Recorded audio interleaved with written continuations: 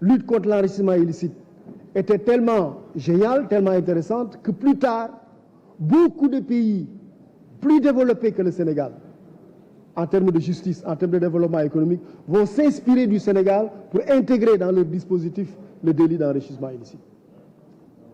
Et comme tout à l'heure, Maître Youm l'a rappelé, finalement, ça a même fait l'objet d'une internationalisation dans le cadre d'une convention internationale, la Convention de Mérida. Donc le délit d'enrichissement illicite et la Cour de répression de l'enrichissement illicite ne sont pas une honte. Au contraire, c'était une invention pour sécuriser les deniers publics au Sénégal. C'était une invention pour lutter contre les phénomènes de concussion et de corruption. Mais ce qui s'est passé en réalité, on a parlé de bilan. Oui, il faudrait peut-être faire le bilan de façon exhaustive. Mais ce qui s'est passé, c'est que la Cour, le mécanisme, le dispositif qui a été instauré, a eu des difficultés dans le fonctionnement. Parce que, comme il l'a très bien dit tout à l'heure, la délinquance économique et financière est subtile. Elle est complexe. Elle nécessite parfois des moyens, des outils, des techniques d'investigation, des techniques d'enquête et des ressources humaines qui n'existaient pas toujours au niveau du dispositif de la CREI. Donc il y avait la volonté politique, il y avait l'intention, mais ça n'a pas beaucoup marché. Je ne dis pas qu'on n'a pas instrumentalisé la CREI, non. Mais on ne peut pas réduire tout à ça. Non, en 1981, on ne peut pas dire on a utilisé ça, on a instrumentalisé pour lutter contre des hommes politiques. Non, on l'a dit tout à l'heure, c'était 2 personnes.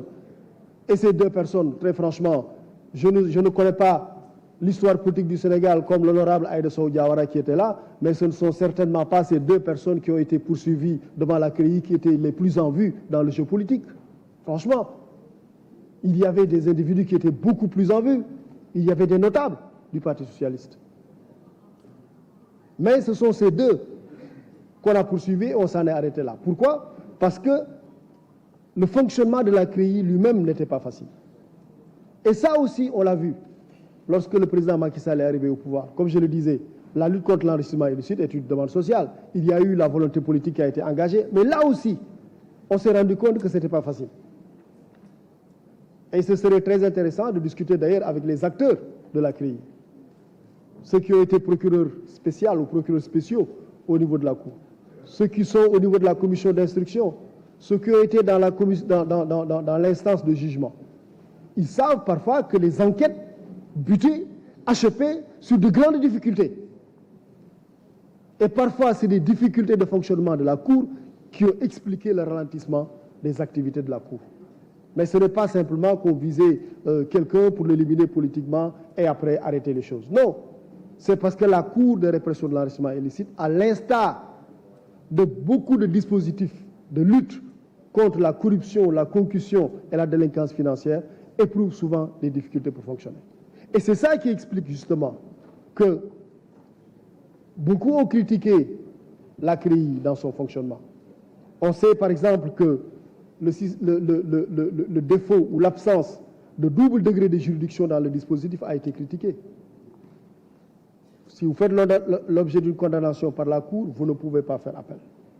Mais ça, entre-temps, la Convention européenne, la Cour européenne des droits de l'homme, pardon, la Convention européenne des droits de l'homme, entre-temps, a inventé les principes du procès équitable qui ont été repris dans la plupart des dispositifs internationaux de protection des droits de l'homme, comme la Charte africaine des droits de l'homme et des peuples, comme les constitutions, comme les lois pénales.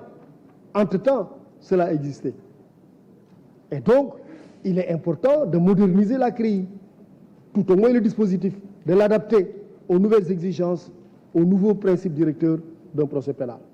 On sait aussi que l'inversion de la charge de la preuve aussi a posé problème. Quand vous appelez quelqu'un, vous lui dites démontrer l'origine et la licéité de vos richesses. Ça aussi, on sait que ça a posé des problèmes au plan fonctionnel. Donc, il y a eu des critiques justes parfois, moins justifiées parfois, à l'endroit du dispositif qui a été instauré par la CREI. Beaucoup de critiques. Et il y a eu des propositions des propositions d'amélioration de la CREI qui ont émergé de la société civile, qui ont émergé d'organisations internationales. Il y a des propositions qui existent même au niveau du gouvernement du Sénégal. Depuis au moins 2016, le gouvernement du Sénégal réfléchit sur la réforme de la CREI. Et c'est ainsi que le projet de loi qui vous est proposé était déjà prêt en 2017. Oui, M. Aïb Dafé, je crois qu'il est sorti. Il a raison. Ce projet de loi était prêt dès 2017 et a été même déjà adopté en Conseil des ministres. C'était pour des problèmes de communication que finalement on a retardé le processus d'adoption de ce texte. Mais attention, cela aussi a été discuté au niveau du dialogue national.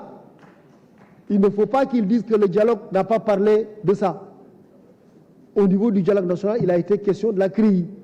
Il a été question d'imaginer les voies de réhabilitation de ceux qui ont fait l'objet de condamnation au niveau de la CREI. Ça a été discuté. Donc oui, ce texte s'inspire aussi ou trouve son inspiration aussi dans le dialogue national, même s'il y avait un draft qui était prêt dès 2017. Donc aujourd'hui, il faut comprendre ce projet de loi, non pas comme un recul, non pas comme un reniement, non pas comme une honte d'une institution dont on ne veut plus. Non, il faut l'inscrire dans le cadre du progrès. Il est question d'évaluer et d'améliorer dans le sens d'une modernisation un dispositif qui a été éprouvé, mais qui a connu des difficultés et des insuffisances. C'est cela qu'il s'agit de corriger. C'est pour ça qu'on a aujourd'hui ce projet de loi qui est soumis à votre appréciation.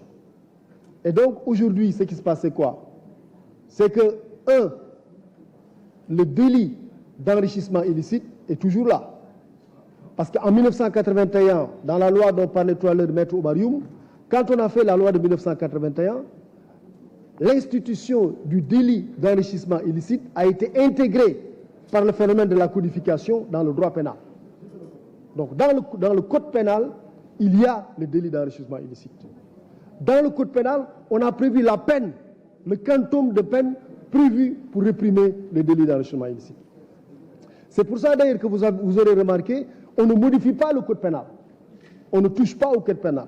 Parce que le code pénal règle deux choses, l'infraction et la peine. On n'y touche pas. L'infraction existe toujours, la peine est toujours là. Ce qu'on modifie, c'est le code de procédure pénale. C'est-à-dire les procédures de poursuite, d'instruction et de jugement du délit d'enrichissement illicite. C'est pour ça que c'est le code de procédure pénale qui a été modifié. Et le code de procédure pénale a été modifié dans quelques-unes de ses dispositions. Et il est important de comprendre que le parquet financier ne remplace pas la CREI. Non.